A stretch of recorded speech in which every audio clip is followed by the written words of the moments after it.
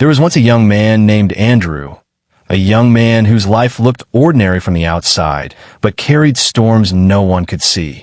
At 23 years old, Andrew was known among neighbors and relatives as a respectful son, quiet in speech, careful in action, and deeply loyal to family values. He was not loud, not rebellious, not careless like many youths his age. He believed strongly in discipline, patience, and honor, principles he learned not from books, but from the gentle wisdom of his grandfather, the man who shaped his understanding of life long before the world began shaping him through pain. His grandfather was more than family. He was Andrew's refuge.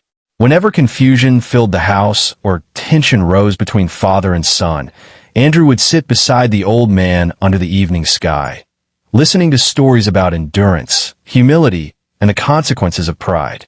The old man's voice carried calm authority, never harsh, never forceful.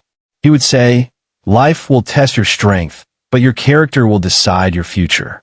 Respect is heavier than anger, and patience protects a man from destroying what he cannot rebuild." Andrew held onto those words like treasure, never imagining a day would come when they would be the only thing guiding him through darkness. Then death arrived quietly, without warning.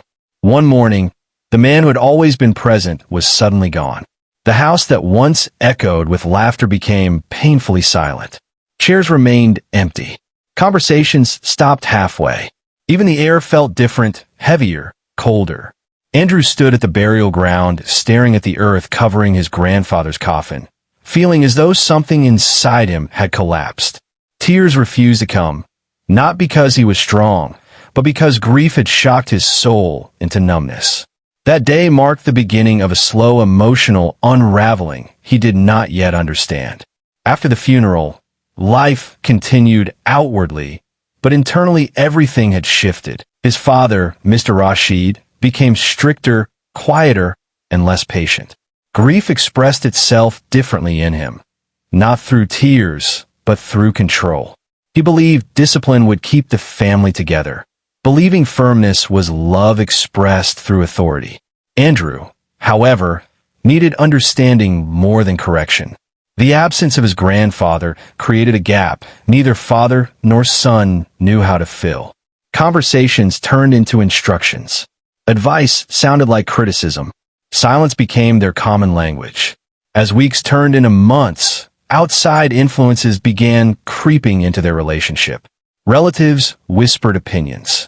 Friends offered incomplete advice. A certain side chief